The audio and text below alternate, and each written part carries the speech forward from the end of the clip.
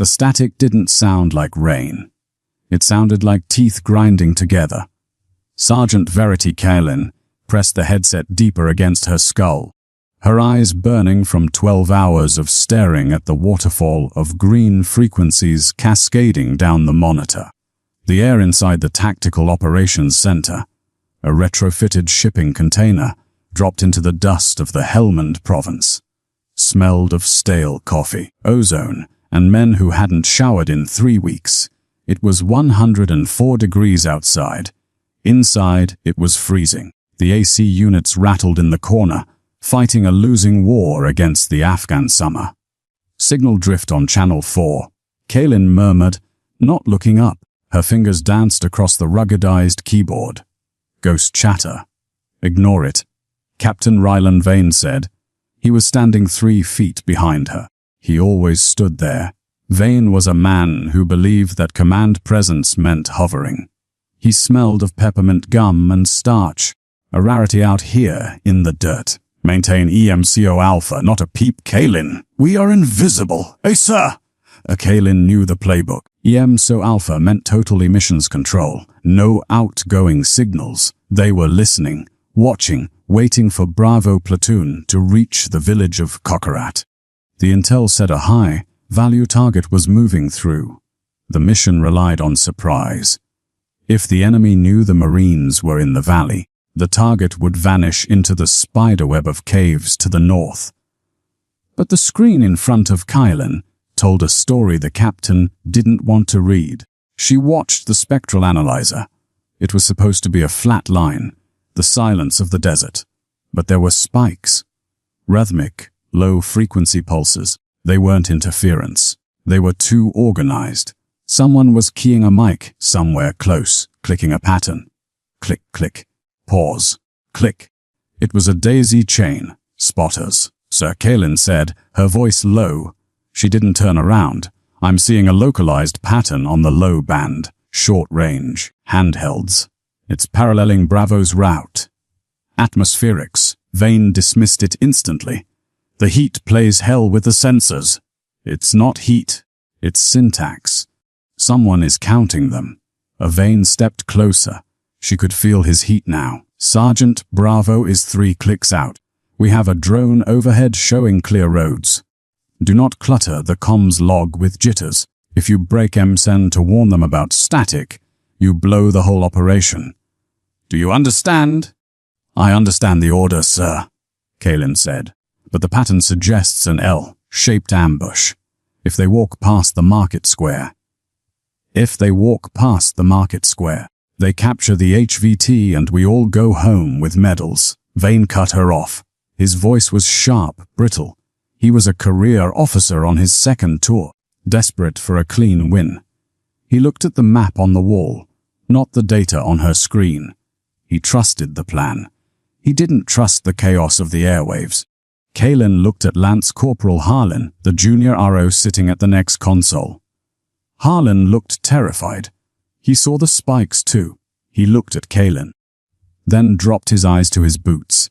He wasn't going to say a word. He knew Vane's reputation. The captain destroyed careers for insubordination. On the main screen, the blue icons representing Bravo platoon inched forward. They were moving fast, too fast. They thought they were safe. Actual, this is Bravo 1. The voice of Staff Sergeant Taggart crackled through the speakers. We are approaching phase line gold. No movement. The village looks asleep. Over. The room was silent. Copy, Bravo 1. Vane said into his handset, breaking his own silence only for the command net. Proceed to target building. We have eyes on. You are clear. Kaelin's stomach turned over. She watched the spectral line jump. The clicks stop. A new signal washed over the spectrum. A high-pitched carrier wave. It was a jammer. A cheap localized signal jammer powering up. Sir, Kaelin said, urgency stripping the protocol from her voice. Signal surge. They're jamming the drone link. We're about to lose video. Don't. The main screen flickered. The drone feed froze, pixelated into gray blocks, and then went black. Videolin squeaked. Right, acquire! Vane barked, stepping toward Harlan's console. "Get that bird back online!" "It's not the bird, sir. It's the ground link," Callan said, her hands flying. She tried to switch frequencies, tried to hop the signal, but the jamming was crude and heavy, like a blanket thrown over a fire. They waited until Bravo was in the kill box. "Get me Bravo on the radio," Vane ordered. Kaylin keyed the mic. "Bravo 1, this is Maine. Radio check. Over?" "Oh, static, hissing, angry static. Bravo 1, this is Maine. Acknowledge. Nothing." The silence in the shipping container was sudden and absolute. The humming of the servers seemed to get louder. Vane stared at the black screen where the drone feed used to be. His face was pale, the peppermint confidence draining away. "They're cut off," Kaylin said. She wasn't asking. "Sir, the jamming is coming from the north ridge. I can triangulate it, but we can't talk to Taggart through that noise. Not on secure comms. Try the SAT phone." Vane snapped. "Too much lag, and they won't be checking it in a firefight," Kaylin said. She looked at her equipment. There was one way. One dangerous, stupid, career-ending way. The secure encryption. The military-grade cipher that kept their communications secret was struggling to punch through the interference. It required a handshake between radios. The jammer was breaking that handshake, but an unencrypted signal, raw high-power, analog voice, could burn through. It was like shouting in a library. It would punch through the jamming, but every enemy fighter in the valley with a $10 Radio Shack scanner would hear it. They would hear the voice. They would hear the frequency. They would know exactly where the command post was. "Sir," Kaylin said, "I can burn through on the unsecured safety net. I can warn them to pull back." "Absolutely not," Vane hissed. "You broadcast in the clear. You give away our position to the mortar teams on the ridge. You compromise the entire battalion's grid. We wait for the drone to re-link." "They don't have time to wait!" Kaylin pointed at the audio visualizer. The jagged spikes of gunfire were starting to register. Not clicks anymore. Sustained automatic fire. Pop, pop, pop, pop. Bravo was engaged. And they couldn't call for help because the jammer was smothering their cries. "Maintain discipline, Sergeant," Vane ordered, his voice trembling slightly. "That is a direct order. Do not touch that transmitter." Kaylin looked at the map. She thought of Taggart. She thought of the 19-year-old kids in that platoon who were currently realizing they were surrounded. She looked at the transmit switch. It was covered by a red plastic guard. To flip it was to violate the National Security Act. To flip it was to disobey a direct order in combat. To flip it was to invite mortar fire down on her own head. Through the static, a faint, garbled voice broke through for a microsecond. "Pinned, taking hev, need." It was Taggart. He sounded like he was underwater. Vane turned his back, grabbing a phone to call battalion, trying to cover his bases, trying to find a political solution to a kinetic problem. Kaylin reached out. Her hand didn't shake. She flicked the red plastic guard up. The toggle switch made a mechanical clack that sounded like a pistol slide racking in the quiet room. Kaylin didn't shout. She didn't panic. She leaned into the microphone, her lips brushing the foam guard, and spoke with a terrifying, flat calm. She bypassed the encryption modules, bypassed the frequency hoppers, and poured 50 watts of raw, analog power into the valley. "Bravo 1, ambush North Ridge, ambush North Ridge. Break contact immediately. I say again, break contact." Her voice boomed through the command post speakers, echoing back at her. It was naked. Without the digital hiss of encryption, it sounded unnervingly human, stripped of the robotic cadence of military protocol. It was the voice of a woman in a room full of machines. For 3 seconds, the world stopped. Lance Corporal Harlan stared at her, his mouth slightly open, the color draining from his face until he looked like wet dough. He pulled his hands away from his keyboard as if it had suddenly become red hot. Captain Vane turned slowly. He didn't run. He didn't scream. He rotated his entire body with the stiff, jagged motion of a rusted hinge. His eyes were wide, fixed on the red guard of the transmitter switch. "What did you do?" Vane whispered. The volume of his voice was inversely proportional to the magnitude of the disaster. Kaelin didn't answer him. She kept her eyes on the audio visualizer. The jagged spikes of the enemy jamming signal were still there, but her voice, her analog, unencrypted voice, had punched a hole right through the center of it.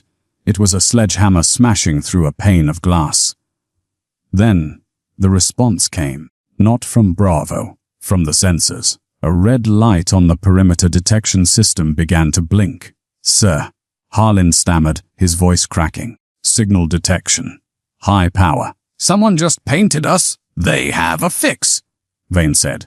He walked over to Kaelin's console. He didn't push her. He reached down, his hands trembling with a rage so potent it felt cold, and he gripped the cable connecting her headset to the console. He yanked it. The jack popped out with a wet snap. The static in Kaelin's ears died instantly, replaced by the heavy, suffocating silence of the container. "Get up," said. Kaelin stood. Her legs felt heavy, filled with lead, but she kept her chin level. She looked at the screen one last time. The gunfire spikes from the valley were changing rhythm. The sustained automatic fire had broken. It was sporadic now, moving. "Did they copy?" she asked. "You are relieved, Sergeant," Vane said, stepping into her personal space. He was close enough that she could see the dilated pores on his nose, the sheen of sweat breaking out on his forehead. "You just broadcast our 10-digit grid coordinate to every insurgent within 20 miles. You didn't just break EMF. You painted a target on this building. They were dying, sir. And now we might be dying," Vane hissed. He pointed to the back of the room, away from the consoles. "Stand against the wall. Do not speak. Do not move. Harlan, take the board." Harlan scrambled into Kaelin's chair, his movements jerky and terrified. He looked like a child trying to fly a jetliner. Kaelin walked to the corrugated metal wall and turned around. She clasped her hands behind her back, paragon of discipline. Inside, her heart was hammering against her ribs like a trapped bird. She waited. The silence in the CP became a physical weight. The air conditioner rattled, a lonely, mechanical wheeze. Every man in the room, the intel analysts, the watch officer, the sentry by the door, avoided looking at her. She had become radioactive. She was the woman who lost her nerve, the woman who broke the rules.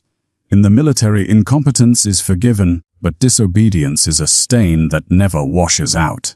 She watched Harlan's back. He was hunched over, pressing the headset so hard against his ear his knuckles were white. "Anything from Bravo?" Vane asked, staring at the blank drone feed. "Static, sir. Noise." "They didn't hear her?" Vane muttered, mostly to himself. "She gave us up for nothing." Then the ground shook. It wasn't a sound at first. It was a thump in the chest, a displacement of air that rattled the teeth. A split second later, the roar arrived. Bo-om. Dust rained down from the ceiling of the shipping container. The coffee mug on Vane's desk danced an inch to the left. "Incoming!" Someone yelled. "Fire!" Vane shouted. "Helmets! Get down!" The men scrambled, diving under the heavy steel tables. Harlan curled into a ball beneath the console, clutching his head. Kaelin didn't move. She couldn't. She was standing at attention against the wall, locked in the position of the accused. She watched the dust motes swirling in the emergency lights that had flickered on. Boom! The second round landed closer. The metal walls of the container groaned, warping slightly under the pressure wave. The smell of cordite and pulverized dirt began to seep through the vents. They were walking the rounds in. The enemy mortar team on the ridge had triangulated her voice. They knew exactly where the voice came from. Vane was on the floor, crouched in the knee, well of the command desk. He looked up at her. He wasn't scared anymore. He was vindicated. His eyes screamed it, "I told you." Kaelin closed her eyes. She waited for the third round. The one that would punch through the roof and turn the container into a shrapnel blender. She thought of Taggart. She thought of the silence on the radio. If she died now, she died a failure. She died a traitor to the safety of her unit. The third explosion didn't come. Instead, the radio on Harlan's abandoned desk crackled. It wasn't the hiss of a jammer. It was clear. Weak, breathless, but clear. Main actual, this is Bravo 1. The room froze. The dust hung in the air like fog. Vane scrambled up from the floor, ignoring the threat of more mortars. He grabbed the handset from the dangling cord. Bravo 1, this is actual. Status, over. Kaelin opened her eyes. She stared at the back of Vane's head. Actual, we heard the warning. Taggart's voice rasped. He sounded exhausted, his voice thick with the adrenaline dump of a near-death experience. We broke contact left. They had an L ambush set up on the market square. RPGs and heavy machine guns. If we'd walked into it, it would have been a meat grinder. We flank shot them. We're clear. No casualties. Repeat? No casualties. Vane stood there, the handset gripping tight in his hand. His shoulders were rigid. He should have been relieved. He should have been celebrating. His men were alive. The mission was salvaged. But he wasn't celebrating. He lowered the handset slowly. He looked at the map, where Bravo platoon was now marked safe, outside the kill zone. Then he turned around. The other men in the room were looking at Kaelin now. Their expressions were unreadable: confusion, shock, a sliver of awe. Vane walked over to her. He stopped 2 feet away. He composed his face into a mask of absolute, by-the-book rigidity. "Bravo is safe," Vane said. "Good," Kaelin whispered. "However," Vane continued, his voice dropping to a register that was purely administrative, "that does not change the fact that you violated a direct order during combat operations. You compromised this facility. We took incoming fire. We are lucky to be alive." He paused, letting the weight of the bureaucracy settle over the room. "Sergeant Kaelin, you are confined to quarters pending an Article 15 hearing. Surrender your weapon and your headset. You're done here." Kaelin unholstered her M9 pistol. She placed it on the nearest desk. She unclipped her badge. She felt the eyes of the junior Marines on her. They weren't looking at a hero. They were looking at a dead woman walking. She had saved 30 lives, but she had humiliated her commander to do it. She walked to the door, the heavy steel latch cool under her hand. "Sergeant," Vane called out just before she pushed it open. She paused. "Don't expect them to thank you," he said. "They'll never know it was you." The silence of confinement was heavier than the silence of the radio. Sergeant Kaelin sat on the edge of her rack in the transient barracks, a plywood, partitioned slice of a larger tent that smelled of heated canvas and dust. She had been sitting there for 4 hours. Her M9 pistol was gone. Her comms headset, an extension of her own body for the last 6 years, was gone. She was stripped, not just of gear but of purpose. Outside, the base was waking up. The heavy, rhythmic thrum of diesel engines vibrated through the floorboards. The MRPs were back. Kaelin stood up and moved to the small mesh window. Through the dusty screen, she watched the arrival of Bravo platoon. The massive, mine-resistant trucks hissed as their air brakes engaged, settling into the gravel like exhausted beasts. The rear ramps dropped with heavy clangs. Marines spilled out. They didn't look like the icons in a recruiting poster. They looked shattered. Dust-caked faces, salt-stained camis, eyes wide and vibrating with the manic energy of men who had just cheated the Reaper. She saw Staff Sergeant Taggart slide off the lead vehicle. He pulled his helmet off, rubbing a hand over his shaved head. He looked toward the command post, the metal box where Kaelin used to work. Captain Vane was there to meet him. Kaelin watched, her breath shallow. This was the moment. Taggart would ask. He would want to know who the voice was. He would want to know who broke protocol to save his 30 men from being cut to pieces in the market square. Vane clamped a hand on Taggart's shoulder. It was a gesture of brotherhood perfectly executed. They spoke. Taggart gestured back toward the valley, animated, pointing to the ridge line.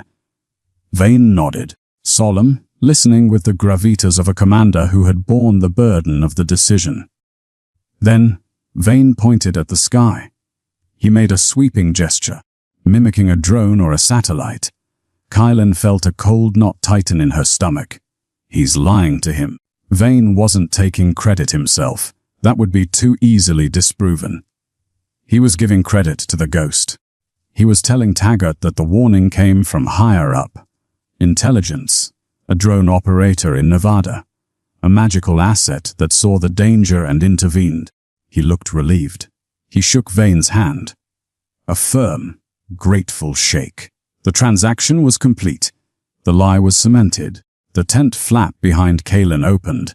She turned, snapping instinctively to a position of parade rest, though she wasn't sure if she was still a Marine or just an inmate. It wasn't Vane. It was First Sergeant Miller, the company's senior enlisted man. Miller was a monolith of a man, old school, with skin like cured leather and eyes that had seen too many tours to be surprised by anything. He held a clipboard. At ease, Kylan. Miller grunted. He didn't look her in the eye. He looked at the clipboard. Bravo made it back, Kylan said. It was the only thing she cared about. They did. No go IAs. Good haul on the objective too. Miller chewed the inside of his cheek. Captain Vane is drafting the after-action report. I imagine I'm not in it. Miller looked up then. His expression wasn't angry. It was tired. You're in it, Verity. Just not the way you think. He handed her the clipboard. Kaylin took it. The document was a notification of administrative action. Her eyes scanned the official language, the bureaucratic prose that turned chaos into neat type lines. Asubi JCET negligent discharge of communications equipment leading to compromise of classified position.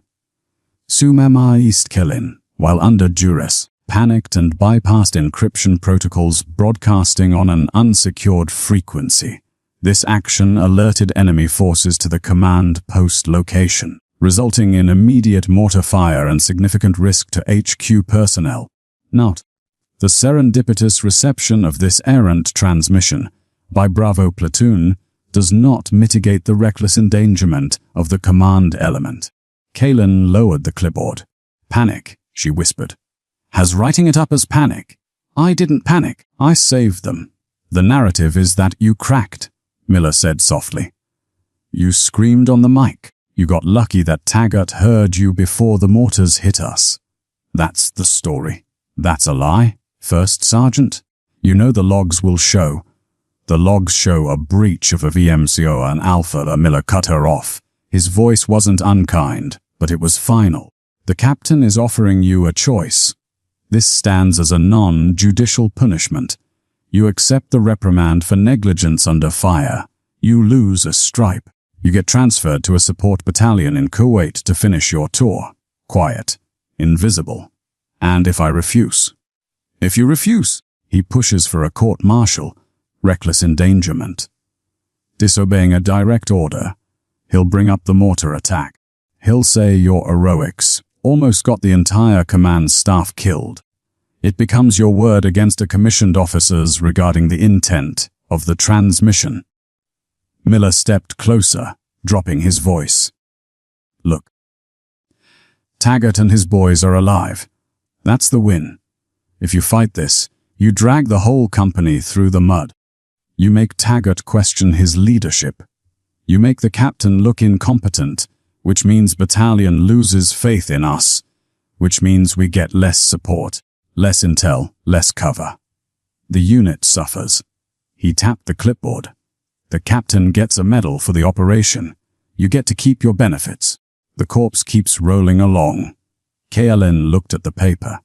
It was a perfectly constructed trap. To fight for her honor was to hurt the unit she had just saved. To accept the lie was to destroy herself. Vane had calculated this perfectly. He knew she wasn't the type to burn the house down just to prove she was right. He was weaponizing her own integrity against her. She looked out the window again. Taggart was laughing now, slapping the back of a young lance corporal. They were safe. They were happy. They had no idea that the price of their survival was the career of the woman watching them from the window. The audience to this tragedy, the invisible jury, would see this as the end. Kailin is crushed. Vane wins. The system protects its own. She will sign the paper, fade away to Kuwait, and become a cautionary tale about cracking under pressure. Kailin uncapped the cheap black pen attached to the clipboard. "Where do I sign?" she asked, her voice hollow. Miller pointed to the line at the bottom. "Right there." She pressed the pen to the paper. The ink flowed. She signed her name, Verity Kailin. She handed the clipboard back. She had just signed her confession. She had just agreed that she was a coward who got lucky, rather than a soldier who did the hard right thing. Miller took it. He looked at her for a long moment, a flicker of something like shame passing behind his eyes before he masked it. "Pack your gear," he said. "Transport leaves at 0600. He walked out. Kailin stood alone in the tent. It was over. The lie was official. But as she looked at her hands, hands that hadn't shaken when she flipped the switch, and hadn't shaken when she signed her life away, she felt a strange, cold clarity settling in. They thought the story ended here. They thought that by taking her rank, they had taken her voice. They were wrong. The flight line at Bagram Airfield was a graveyard of good intentions. It was a sprawling expanse of concrete and heat haze, smelling of JP-8 jet fuel and burning trash. Sergeant Verity Kailin stood in the manifest line, a duffel bag slung over her shoulder. She was no longer Sergeant Kailin, the shift supervisor of the Tactical Operations Center. She was just Kailin V, passenger, cargo. A problem being shipped to Kuwait to disappear into the logistics bureaucracy until her contract expired. The C-130 Hercules that would take her away sat on the tarmac, its 4 massive props spinning, a hungry, waiting mouth. 50 yards away, a smaller bird, an MV-22 Osprey, was spooling up. Its rotors tilted upward, slicing the heavy morning air. Kailin watched it. She shouldn't have cared. She should have kept her eyes on her boots and walked up the ramp of her own plane. But she looked. She saw the men of Bravo platoon lining up near the Osprey. They were still dirty, still wearing the dust of the valley. Captain Vane was there, shouting over the roar of the engines, pointing at the open ramp of the tilt-rotor aircraft. He was sending them to the PRT, the Provincial Reconstruction Team Base, for a hot wash, debrief with the colonel. A victory lap. Kailin saw Staff Sergeant Taggart at the front of the line. He looked fine. He was upright. He was nodding at something Vane was saying. He adjusted his helmet. Then he dropped his gloves. It was a small thing. His tactical gloves slipped from his hand. Taggart stared at them for a second, then bent down to pick them up. He missed. His hand grasped at empty air, 3 inches to the left of the leather. He swayed, a drunken, circular motion, before correcting himself and snatching the gloves up. Kailin froze. She knew that sway. Every Marine who had spent enough time in the sandbox knew it. It wasn't exhaustion. It wasn't heat, the blast. The mortar rounds had landed close to her container, but the ambush on Taggart had involved RPGs, concussive force, overpressure. She watched Taggart stand up. He wiped his nose with the back of his hand. Even from 50 yards away, through the shimmering heat, Kailin saw the smear. It wasn't red, it was clear. Cerebrospinal fluid. Rhunorrhea. The medical training from the combat lifesaver courses she had taken and taught came flooding back. Taggart was walking around with a traumatic brain injury, likely a skull fracture, maybe an epidural hematoma. He was in the lucid interval, the deadly window where a patient walks and talks while bleeding into their own brain. And Vane was putting him on an aircraft, Kylin's heart hammered against her ribs. The Osprey was unpressurized, but the altitude change, the vibration, the G-forces of a tactical takeoff. It would kill him. His brain would swell inside his skull, the pressure would spike, and he would stroke out before they reached cruising altitude. Boarding Group 4, the loadmaster of the C-130 shouted, waving Kylin's line forward. This was her exit. Step forward, get on the plane, and the shame is over. She goes to Kuwait. She keeps her pension. She survives the lie she signed. If she stepped out of line, she was finished. She was already under NJP. She was already stripped of authority. Running across a flight line to intercept a departing aircraft was a federal crime. Interfering with a mission was a court-martial offense. Vane would bury her under the jail. She wouldn't just lose her rank, she would lose her freedom. She would be the crazy woman who snapped. Taggart stepped onto the ramp of the Osprey. He stumbled again, grabbing the hydraulic piston for support. Vane slapped him on the back, urging him inside. Vane didn't see it. He only saw the schedule. Kylin looked at the C-130, the safety of silence. She looked at the Osprey. The cost of obedience. The internal fracture happened in the space of a heartbeat. The part of her that was a soldier, that obeyed orders and respected rank and broke away. What was left was something older, something primal. She dropped her duffel bag. "Hey!" the loadmaster yelled. "Sergeant, get back in line." Kylin didn't hear him. She was already running. She sprinted across the tarmac, her boots pounding the hot concrete. She wasn't running toward cover. She was running toward the confrontation that would end her career permanently. The Osprey's engines roared as they throttled up for takeoff. The ramp was beginning to lift. "Esto!" Kylin screamed, her voice torn away by the prop wash.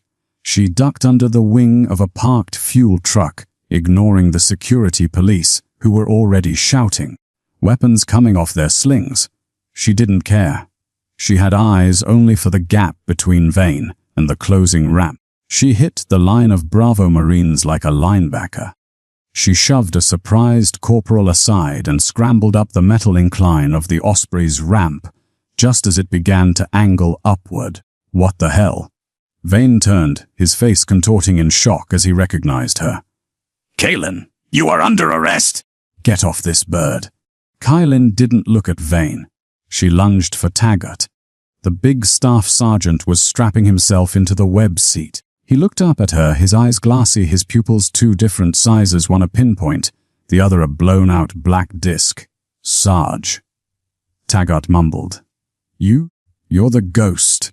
"Don't let him fly," Kylin screamed, grabbing Taggart's harness. "Release." "Get him off the bird! Look at his eyes!" "ATSEs!" Vane grabbed Kylin by the back of her flak vest. "MPs, get her out of here!" "She's lost her mind. He has a brain bleed," Kylin shouted, fighting Vane's grip, her fingers clawing at Taggart's gear. "Vane, you son of a bitch. Look at him! He's leaking fluid! If this bird goes up, he dies!" Two MPs tackled her from behind. Her face slammed into the non-slip grit of the ramp. The taste of blood filled her mouth. They wrenched her arms back, cuffs biting into her wrists. "Get him off!" She choked out, spitting blood. "Check his pupils!" "Just check his damn pupils." A Vane stood over her, his face purple with rage. He looked like a god of war interrupted by a heretic. He raised his hand to signal the pilot to clear the ramp, but in the web seat, Taggart slumped forward. His head lolled. He vomited. Sudden, projectile, without warning. Then he began to seize. The interior of the Osprey went from confused silence to chaotic shouting. "Medic!" Someone screamed. "He's seizing!" "Taggart's down." A Vane froze. He looked at the convulsing man, then down at the woman pinned beneath the boots of the military police. Kylin didn't struggle anymore. She lay there, cheek pressed against the metal, watching Taggart shake. She had destroyed herself. She was a felon now, but the ramp stopped closing. The ramp of the Osprey hissed and lowered back to the tarmac, a metallic tongue admitting defeat. The chaos inside the bird was a blur of motion. A Navy corpsman was already over Taggart, shouting commands, stabilizing his head, checking airways. Sergeant Kalin saw none of this clearly. Her world was a kaleidoscope of grit, boots, and the screaming pain in her shoulder where the MP had wrenched her arm. She was dragged down the ramp, her feet trailing uselessly, until she was dumped onto the hot concrete of the flight line. "Stay down!" The MP barked, his knee pressing into the small of her back. "Do not move!" She didn't resist. There was no point. The adrenaline that had propelled her across the tarmac had evaporated, leaving behind a cold, trembling exhaustion. She watched sideways, her face pressed against the ground, as the drama unfolded 10 feet away. They were bringing Taggart out. He was on a litter now, strapped down, his body still twitching with the aftershocks of the seizure. "Blow the pupils!" The corpsman shouted to the flight medic, who had just arrived with a crash bag. "Right side is fixed and dilated! We need to decompress! Get the drill! We can't wait for transport!" Captain Vane stood near the edge of the ramp. He wasn't barking orders anymore. He was a statue. His hands hung at his sides, fingers twitching. He watched the medics swarm his platoon sergeant. He watched them cut open Taggart's shirt. He watched the reality of his command decisions bleed out onto the tarmac. He looked, for the first time, small. Then, he looked at Kalin. Their eyes met across the expanse of concrete. There was no anger in his face now. There was fear naked, terrified fear. Not fear for Taggart, fear for himself. Kalin had just publicly exposed his negligence. She had proven, in front of his men, in front of the flight crew, in front of the MPs, that he had missed the signs, that he was about to kill his own man through haste. He walked over to where she was pinned. "Stand her up," Vane ordered the MPs. His voice was raspy. The MPs hauled Kalin to her feet. She swayed, dizzy, her uniform torn, blood trickling from her nose. She spat a mix of dust and copper onto the ground. "You're lucky he's alive," Kalin said. Her voice was a croak, but it carried. "Silence," Vane whispered. He stepped in close, turning his back to the medics so only she could see his face. "You assaulted an officer. You disrupted a flight. You are going to the brig, Kalin. Do you understand? You are done." "I saved him," she said. "You created a scene," Vane corrected, his eyes darting to the corpsman drilling a burr hole into Taggart's skull right there on the tarmac. "And scenes require explanations. Explanations that I will write." He signaled to the MPs. "Get her out of my sight. Solitary. I want her processed for general court-martial immediately." The MPs shoved her forward. Kalin stumbled, the cuffs digging into her wrists.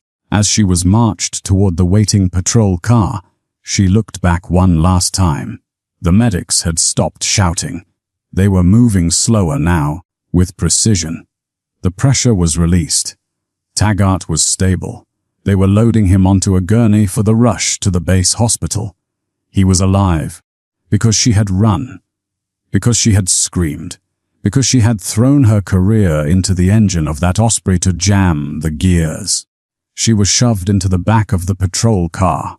The door slammed shut, sealing her in a cage of plexiglass and wire mesh. The air was stale and hot. She watched through the window as the convoy of medical vehicles sped away, sirens wailing, carrying Taggart to safety. Then she saw Vane. He was wiping his forehead with a handkerchief. He put his cover back on, adjusted his uniform, and turned to address the remaining Marines of Bravo platoon. He was gesturing, taking control, spinning the narrative even before the dust had settled. The patrol car lurched into motion. Kalin leaned her head against the wire mesh. She closed her eyes. She had lost everything. Her rank, her pension, her reputation. She would leave the corpse in handcuffs, branded a hysterical, insubordinate failure. But in the darkness behind her eyelids, she saw the red light of the radio transmitter. She heard the static, and she saw Taggart's chest rising and falling, rising and falling. Let them take it, she thought. Let them take it all. Something had been saved. Something else, her life as she knew it, was lost forever. The car turned a corner, and the flight line disappeared from view. The separation center at Camp Pendleton was a place of fluorescent purgatory. It didn't smell like war. It smelled of toner cartridges, floor wax, and the quiet desperation of men and women being fed into the shredder of bureaucracy. Verity Kalin sat in a plastic chair that was bolted to the floor. She was wearing civilian clothes, jeans and a gray hoodie that felt too light, like a phantom limb where her armor used to be. Kalin. A corporal behind the glass partition called out. He didn't use a rank. She didn't have one anymore. She stood up and walked to the window. DD-214 is processed, the corporal said, sliding a single sheet of paper across the counter. He didn't look her in the eye. He looked at the code in Block 26. Separation Code JKK, misconduct. You need to surrender your SASI card and your vehicle decals. Kalin handed over her common access card. The corporal punched a hole through the smart chip with a heavy metallic thunk. That was it. 10 years of service, 2 deployments, and the lives of 30 men, all punched out in a second. You're free to go, ma'am, the corporal said. Ma'am. The word felt like an insult. Kalin took her paper. She walked out into the blinding California sun. The ocean breeze was salty, reminding her of the sweat on her face in the container, but it was cold here. She didn't go to the gate. She walked toward the Naval Hospital on the hill. She had one errand left, one loose thread that needed to be cut before she could disappear into the invisible life of a civilian with a bad paper discharge. The TBI rehabilitation ward was on the 4th floor. It was quiet, filled with the soft whir of motorized wheelchairs and the hushed tones of families trying to be brave. She found him in the solarium. Staff Sergeant Oren Taggart was sitting in a wheelchair by the window, looking out at the Pacific Ocean. Half of his head was shaved, a jagged, angry scar tracing a map of violence across his skull where they had removed a piece of bone to let his brain swell. He looked thinner. The bull-necked warrior was gone, replaced by a man made of wire and scar tissue. Kalin stopped in the doorway. She shouldn't be here. If Vane found out she had entered the ward, he could revoke her VA benefits before she even applied for them. Taggart, she said softly. He didn't turn his head. His motor control was still coming back in pieces, but his eyes moved. They slid to the right, locking onto her. For a long moment, there was no recognition, just the blank stare of a brain rewiring itself. Then, something clicked. The fog cleared. The ghost, Taggart rasped. His speech was slurred, heavy on the left side. Kalin stepped inside. I just wanted to see that you were walking. Or sitting. They told me, Taggart said, fighting to get the words out. They told me I had a seizure on the bird. Said the pressure change would have. You were leaking fluid, Kalin said. Vane didn't see it. Vane. Taggart spat the name. It came out wet and weak. I saw the ceremony on the TV. Kalin stiffened. Ceremony. A Bronze Star, Taggart said. He lifted a trembling hand, pointing to the television mounted in the corner of the room. For decisive action and tactical restraint in the Kakarat Valley. And Kalin looked at the floor. Of course. Vane had written the narrative. He had turned the ambush into a trap he had sprung, and the medical emergency into a tragedy he had managed. And you? Taggart asked. He looked at her civilian clothes. He looked at the lack of a haircut. Where is your uniform? I'm out, Oren. As of 10 minutes ago. Why? General discharge. Under honorable conditions. Mostly. She lied, trying to soften it. Insubordination. Assaulting an officer. Creating a hazard on the flight line. Taggart closed his eyes. His hand gripped the armrest of the wheelchair, his knuckles turning white. The anger was there, but his body was too broken to express it. He whispered. Kylan stepped closer. What? In the valley? Taggart said, opening his eyes. They were wet. The radio. The static. It wasn't drone. It wasn't Vane. It was you. Break contact. I heard the voice. He looked at her, and for the first time in months, Kylan felt seen. I knew it was you, he said.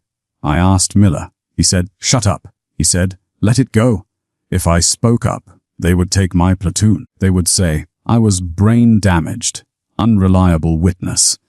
He was right, Kylan said. If you fought Vane, you'd be where I am. You have a pension to protect, Taggart. You have kids. It's not right, Taggart said. A tear leaked from his good eye, tracking through the stubble on his cheek. You saved us. Twice. It doesn't matter what the paper says, Kylan said, her voice trembling. You're alive. That's the only log entry that matters. She reached out and took his hand. It was rough, calloused, but weak. She squeezed it. I have to go, she said. If I stay, I make trouble for you. Verity, Taggart said. It was the first time he had ever used her first name. She paused at the door. I'll tell them, he promised. Someday.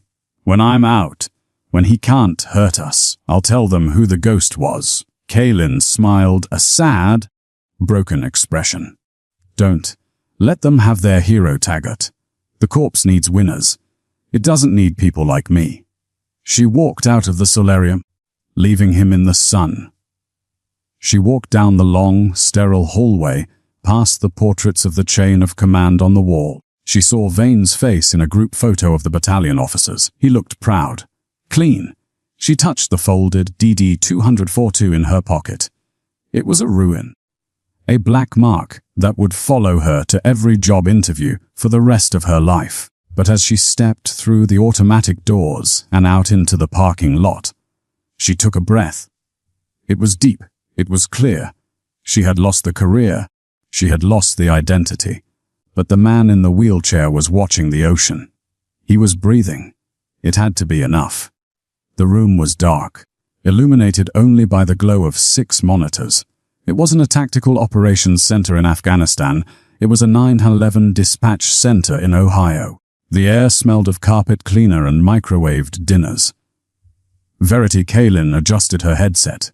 It was lighter than the military ones, flimsy plastic against her ear. 9/11. What is your emergency? She asked, her voice calm, practiced, invisible. She guided a panicked father through CPR on an infant until the paramedics arrived.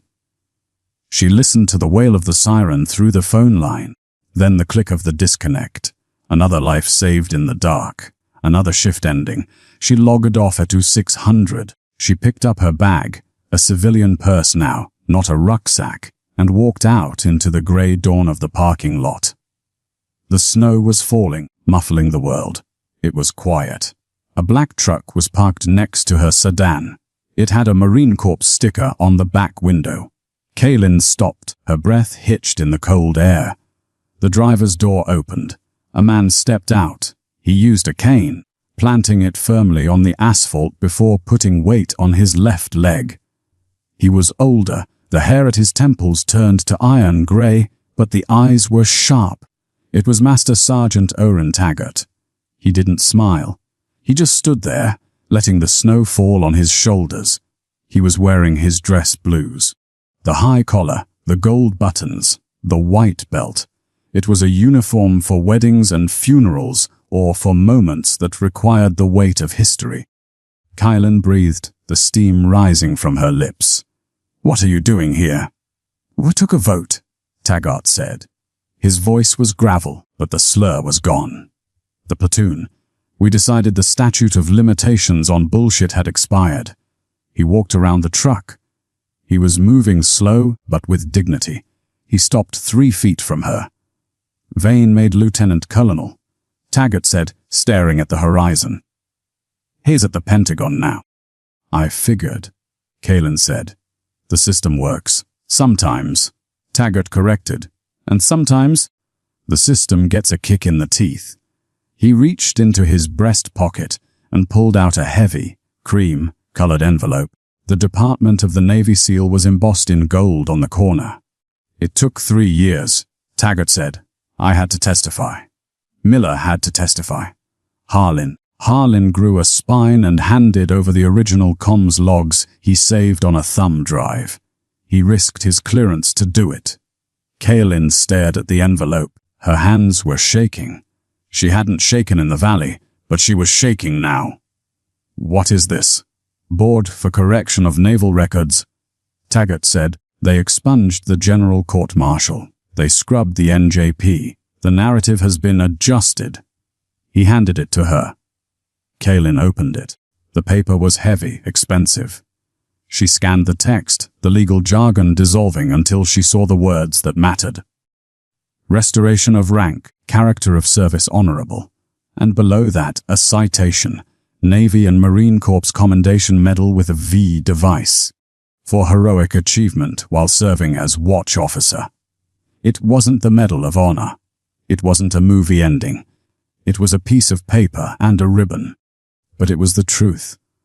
It was the government of the United States admitting, 5 years late, that she had been right. Vane is under investigation.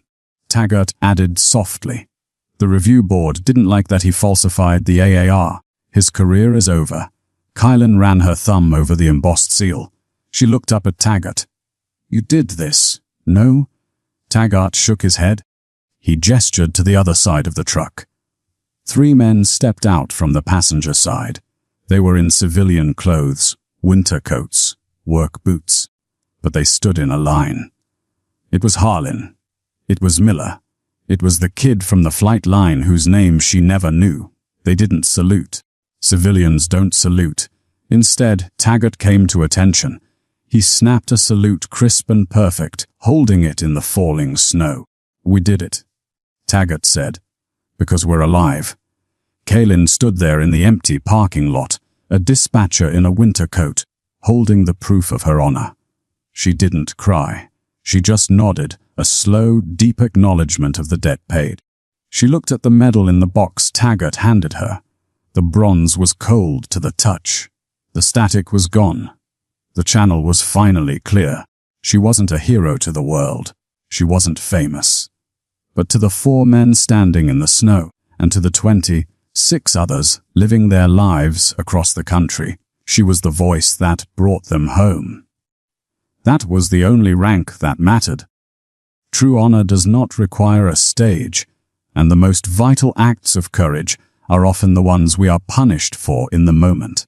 Thank you for listening to this story of the unseen sacrifices that keep us safe. If you believe the truth is worth fighting for, no matter how long it takes, please like this video and subscribe to our channel for more stories of silent valor.